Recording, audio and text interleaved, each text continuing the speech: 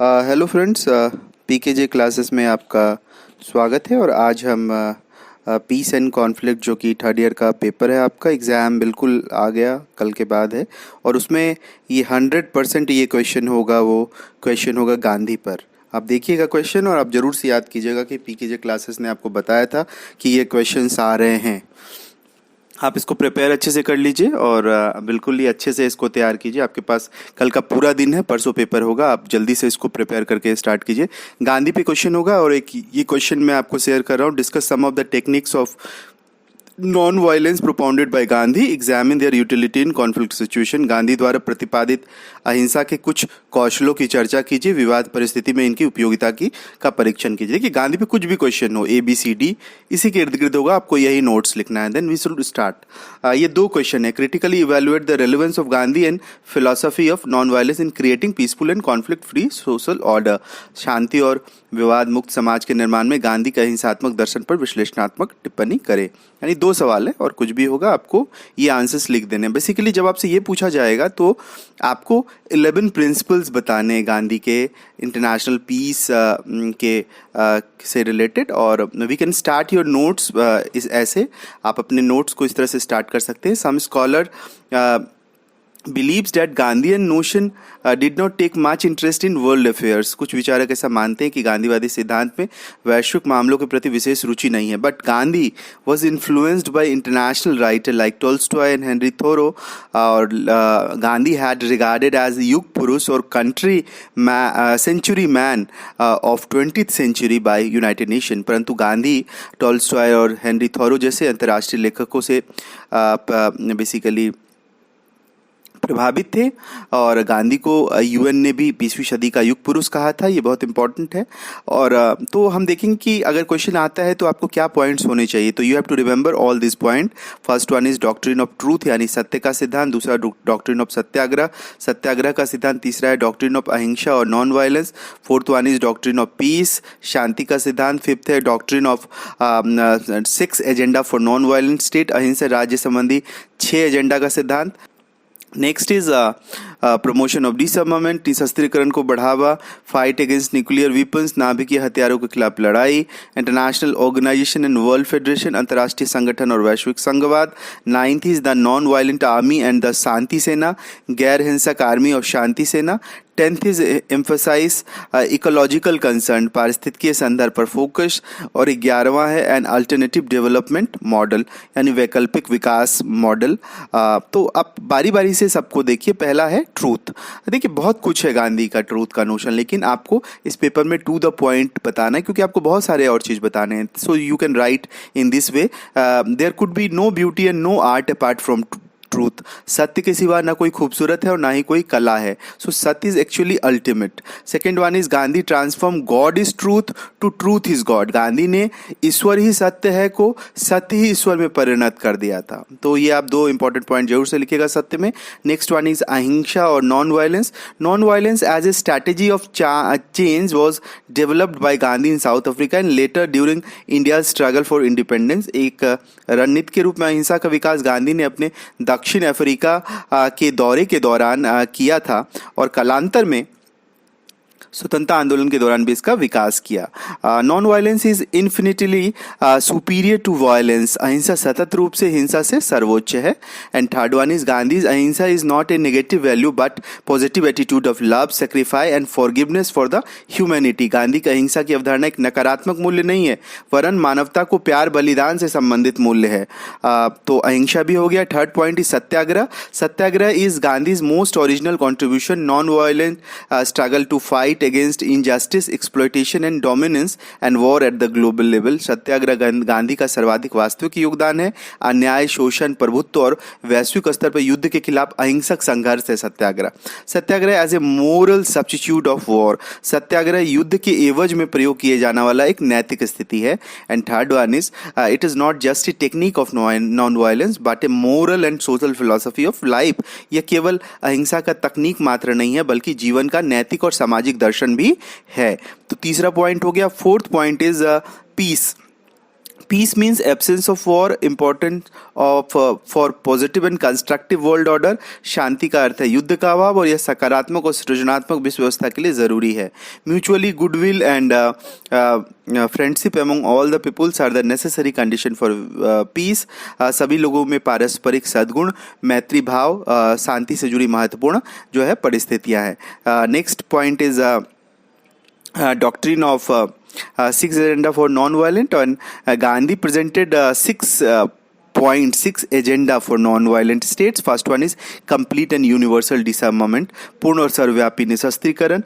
Second one is non-violent country should abandon its colonial territory and liberated people develop themselves. गैर हिंसक देश को अपने औपनिवेशिक क्षेत्र को त्यागना चाहिए एवं लोगों को उससे मुक्त करना चाहिए. And third one is withdraw from all the alliances and military activities, सभी प्रकार के गठबंधनों और सैन्य क्रियाकलापों को रोकना. ये पांचवा फोर्थ पॉइंट जो इसका है वो है fourth point is state should give up completely the traditional game of intelligence and counter intelligence regarding other countries. राज्य दूसरे देशों के संदर्भ में अपने परंपरागत इंटेलिजेंस और काउंटर इंटेलिजेंस के वारदातों को पूर्ण रूप से समाप्त करें. जैसे आप इंटेलिजेंस करते हैं और फिर वो आपको आप पे करता है, तो ये जो पूरी वारदातें हैं उसको समाप्त करने की बात करते हैं. Next one is country should minimise the military significance of its trade with other countries. मतलब एक देश जो दूसरे देश के साथ अपने व्यापार में सैन्य महत्व को कम करके रखना चाहिए.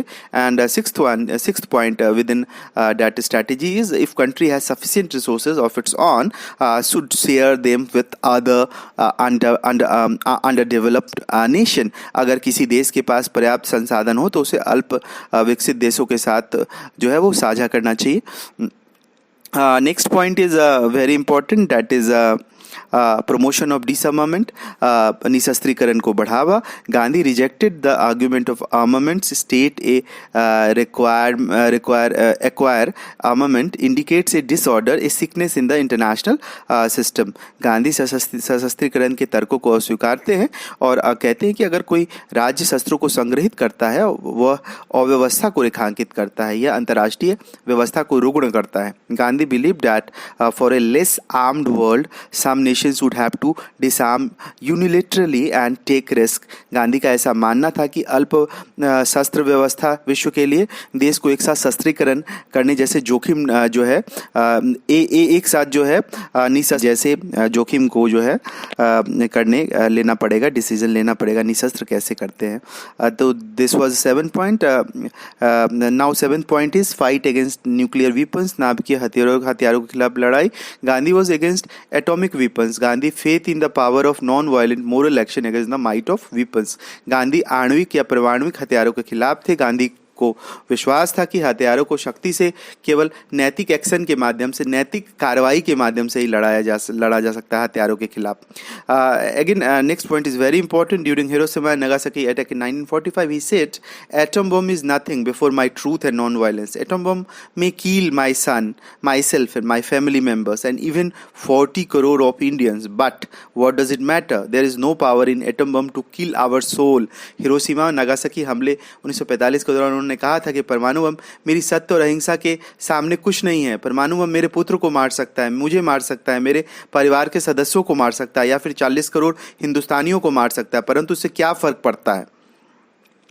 वह हमारी आत्मा को नहीं मार सकता, जो उन्होंने बहुत इंपॉर्टेंट बात कहा था. And next one is international organisation and world federation. अंतर्राष्ट्रीय संगठन और वैश्विक संगठन संघवाद. Gandhi was not much of the believer in the effectiveness of international organisation like League of Nation and United Nation. Gandhi अंतर्राष्ट्रीय संगठन की प्रभावी भूमिका विश्वास नहीं करते थे, खासतौर पर राष्ट्र संघ और संयुक्त राष्ट्र की भूमिका में. Both were product of war rather than peace. He criticise the league for abandoning the moral ground and for having failing to keep peace. उनका मानना था कि दोनों ही संस्थाएं युद्ध का परिणाम थी, ना कि शांति का. दोनों संस्थाओं की आलोचना उन्होंने नैतिक आधार पर किया है जो शांति बनाए रखने में विफल रही है. Next point is now point number 9th, the non-violent army and the Shanti Sena. Gandhi believes on non-violent army unlike armed men in times of peace and war to bring communities together, carried out peace propaganda etc. should be ready to cope with any emergency. Gandhi अहिंसक सेना पे विश्वास करते थे, सशस्त्र सेना के स्थान पर, जिसके अंतर्गत समाज को एक साथ जोड़ने, शांति की घोषणा आदि को प्रोत्साहित किया जाएगा या किसी भी प्रकार के आपातकाल से मुकाबला के लिए तैयार होगा। और दूसरा पॉइंट था कि he expanded his idea of non violent army in the concept of Shanti Sena. Shanti Sena should be organised in every village and every block of building in the cities. उन्होंने अहिंसक सेना को शांति सेना की संकल्पना में विस्तार दिया. शांति सेना प्रत्येक गांव, प्रत्येक शहर के मकान के प्रत्येक ब्लॉक में संगठित होगा. Shanti Sena can work for social welfare and constructive programme. If Sena is able to attract a large number, it may even substitute the police and the army. Shanti Sena समाज कल्याण व सृजनात्मक कार्यक्रम के लिए कार्य कर सकता है. यदि सेना बड़ी तादाद में आकर्षित करती है, लोगों को बेहतर परफॉर्मेंस देती है, तो यह पुलिस या आर्मी का विकल्प भी हो सकता है. Next one is address ecological concern. Gandhian approach to peace not only concern human being but also includes the ecology. गांधीवादी शांति संकल्पना न केवल मानव मात्र से संबंधित है बल्कि इसमें पारिस्थितिकी को भी शामिल किया गया है. Concern for environment. In his book Hind Swaraj he dismissed Western civilization as exploitative of nature. यह पर्यावरण के प्रति चिंतन रखता है. अपनी किताब स्वराज में उन्होंने पश्चिमी सभ्यता की शोषक प्रवृत्ति के कारण जो है उसकी आलोचना की है.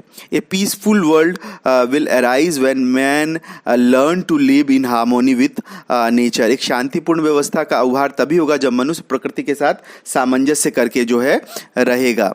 And last point is reform the development model. Gandhian development model was based on alternative development model, decentralized economy, ocean circle, appropriate technology, small is beautiful. Gandhi का विकासवादी मॉडल वैकल्पिक विकासवादी मॉडल पर आधारित था. यह विकेंद्रीकृत अर्थव्यवस्था की बात करता था, महासागरीय वृत्त की संकल्पना को मानता है, मध्यवर्ती तकनीक पर विश्वास करता है, जिसका स्लोगन ही है छोटा ही सुंदर है. मतलब यह है कि गांधी का विकास का मॉडल जो है, जो विकास के जो स्थापित मॉडल हैं, जैसे बड़े बांध बनाना, बड़ी बड़ी परियोजनाओं को लाना, उद्योगीकरण, वो सारा नेहरू का मॉडल था. उससे गांधी को जो विशेष उसे लगाव नहीं था. गांधी इसके स्थान पर एक वैकल्पिक विकास के मॉडल की बात करते हैं जो विकेंद्रीकृत हो, जो गांव के द्वारा संचालित हो. यही कारण है कि उनके महासागरीय वृत्त की अवधारणा को अगर आप देखेंगे तो वो कहता है कि मनुष्य जो है सबसे केंद्र में है, मनुष्य के बाद गांव है, गांव के बाद जिला है, जिला के बाद राज्य है, राज्य के बाद देश है, देश के बाद विश्व है. ये इस तरह से महासागर के आकार में, उसका गोल वृत्त के आकार में मनुष्य रहता है. ये जो है मार्क्स की तरह, मार्क्स जैसे कहते हैं कि समाज पिरामिड की तरह होगा, एक तरह से हायरार्की होगा, एक तरह से पद सोपान होगा, उस तरह से नहीं होता है. समाज में महासागरीय वृत्त की अवधारणा होती है. और साथ साथ वो कहते हैं कि छोटा ही बेहतर है. ये जो है माइकल सुमाचर ने ये कोटेशन दिया है, स्मॉल इज ब्यूटीफुल, जो मान के चलता है कि बड़े बड़े तकनीक की जगह छोटे प्रयोग कीजिए, छोटी तकनीक को लाइए. वो पर्यावरण के लिहाज से भी अच्छा है और जो है मतलब संसाधन के लिहाज से भी, बेहतरी के लिहाज से भी.